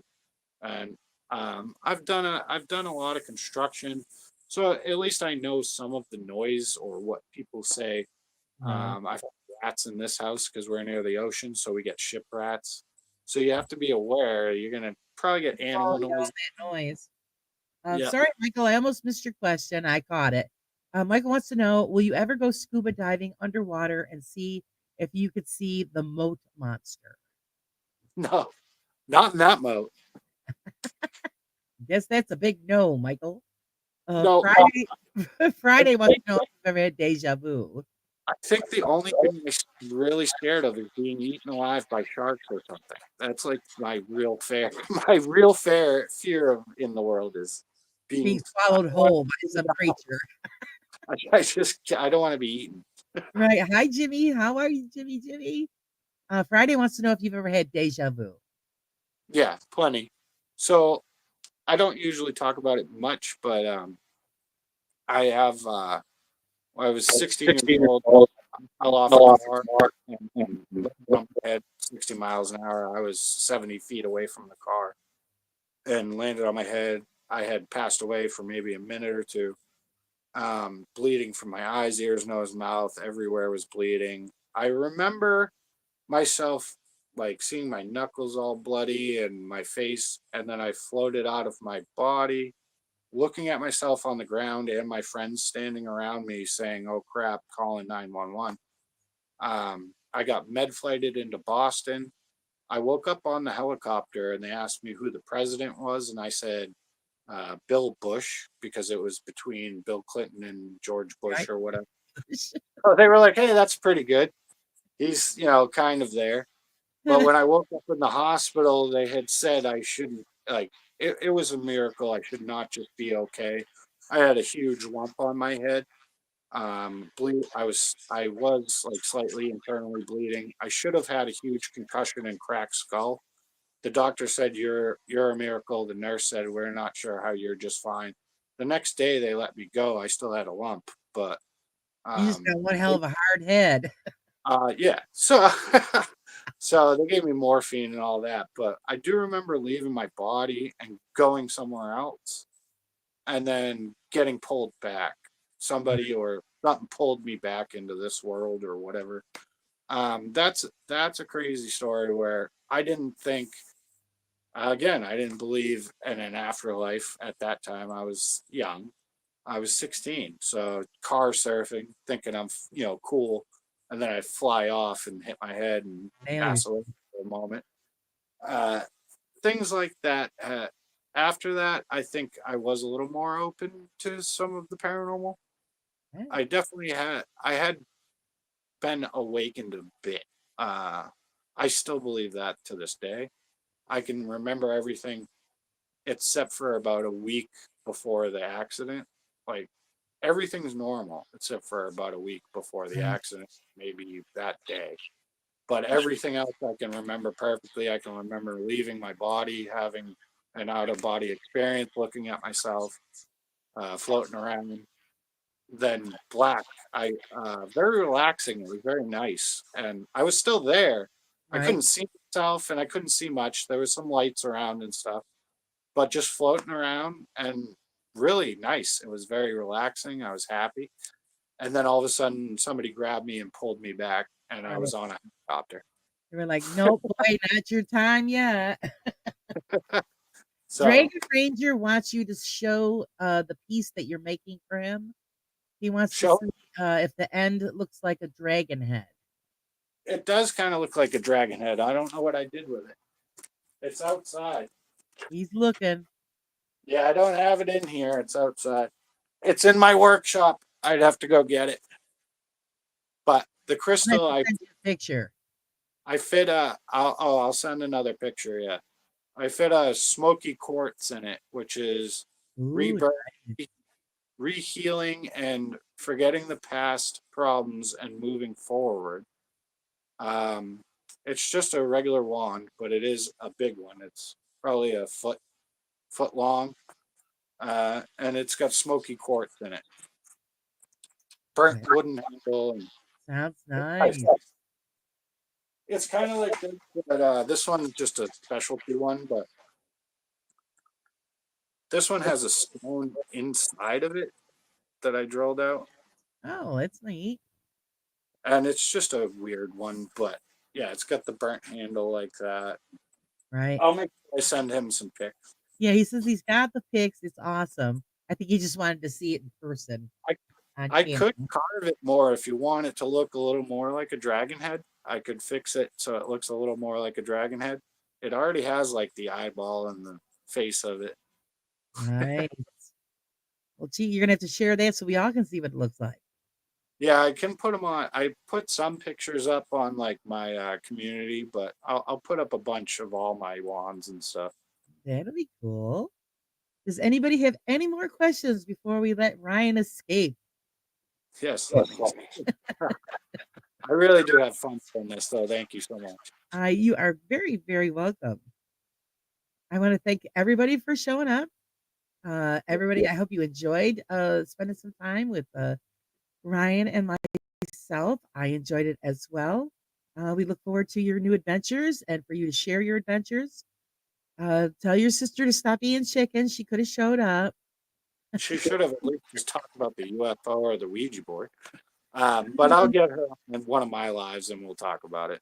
And so, yeah, that'll be great. And like I said, get out there, get those investigations under your belt, and then we'll Yeah. have you back in so we can Battlefields next. ex- Battlefield report yeah, or experience.